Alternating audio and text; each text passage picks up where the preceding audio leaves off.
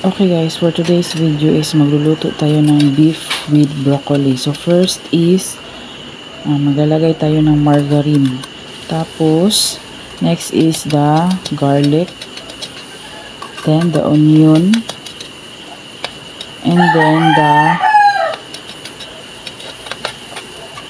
luya. Basta beef broccoli guys, may lalagyan natin yan siya ng luya. Then halo-halo natin yung ating mga sahog para sumuot yung lasa ng ating sahog. Next is nilalagay na natin ang ating beef. Ang ating beef guys is nilagay muna natin yan first sa pressure cooker kasi yung beef medyo matigas.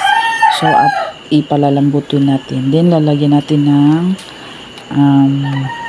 oyster sauce sa pangpalasa natin, at saka may broccoli na yan siya kasi nga beef broccoli ang lulutuin natin. Yan, luto ng ating beef broccoli, ready to serve. Wow, so yummy. And that's all. Thank you.